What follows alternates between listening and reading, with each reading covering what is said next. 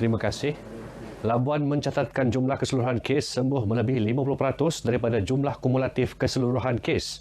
Pengarah Jabatan Kesihatan Labuan, Dr. Ismuni Bohari berkata, sehingga kini sebanyak 487 kes dicatat di Labuan bermula sejak Mac lalu dengan 226 kes masih aktif dan dirawat di Hospital Labuan serta di pusat kuarantin dan rawatan COVID-19 berisiko rendah. Tambah beliau, kluster Saguking menunjukkan peningkatan yang kini menjadikan jumlah keseluruhan bagi kluster itu mencecah 243 kes di lokaliti berkenaan yang merupakan kawasan Perintah Kawalan Pergerakan diperketatkan. Peningkatan itu adalah hasil pengambilan sampel secara bersasar di lokaliti berkenaan yang mempunyai kira-kira 8,000 penduduk. Beliau memberitahu demikian dalam slot Roger-Roger di Labuan FM pagi tadi. Dalam perkembangan lain, sebanyak 361 kemasukan direkodkan di pintu masuk ke Labuan semalam yang menerusi terminal feri kenderaan Roro dan bot laju serta melalui lapangan terbang Labuan. Sejak Mac hingga 26 September lalu, Labuan hanya mencatatkan 27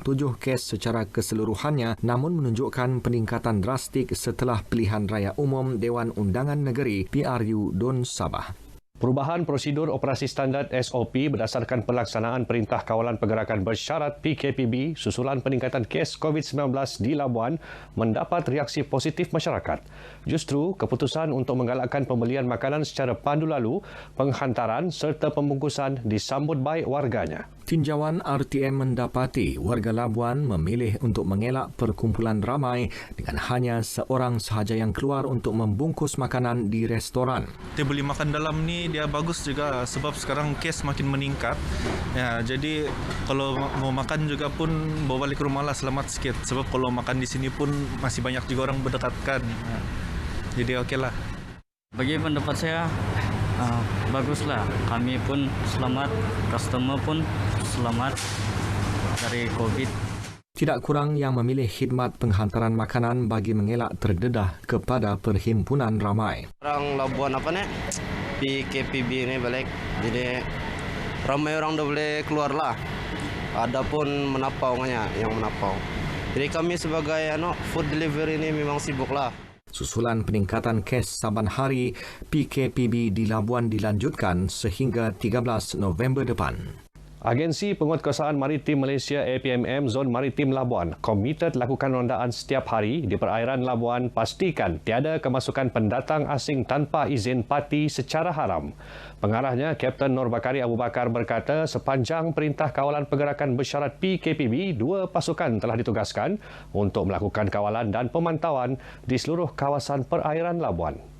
Rondaan dilakukan bagi mengekang kemasukan parti yang boleh mengundang peningkatan COVID-19 di wilayah ini, khususnya kawasan zon merah yang dikenakan PKPD di lokaliti Saguking. Kru kita pun kita tambah di mana untuk operasi sepanjang tempoh tersebut kita panggil operasi benteng laut. Kru yang beroperasi adalah 24 jam dan ditambah kepada 2 set of kru dan kita juga mempunyai tambahan aset daripada Maritim Negeri Sabah membantu kita untuk menguatkuasakan undang-undang di laut sepanjang tempoh PKPB ini.